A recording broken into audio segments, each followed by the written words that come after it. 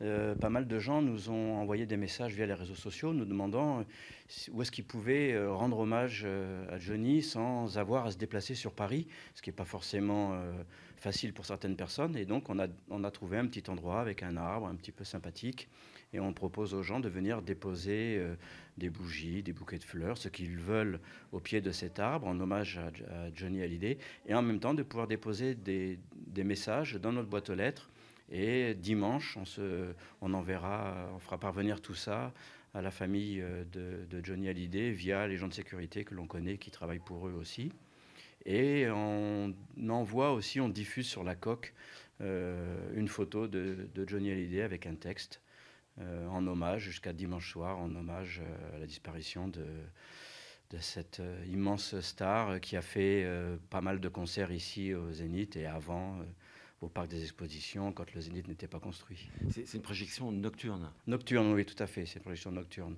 Là, ça ne va pas tarder à démarrer, là d'ailleurs, qui permet voilà, de rendre à notre niveau régional un hommage à Johnny Hallyday.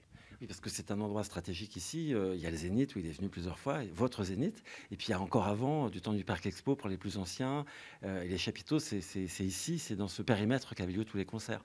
Ah, tout à fait. Moi, je discute souvent avec ces producteurs de longue date et qui nous disaient, mais nous, avant, on travaillait au Parc des Expositions, c'était sous chapiteau, c'était dans la boue, enfin voilà, c'était avant que ce réseau de salles Zénith soit proposé et créé.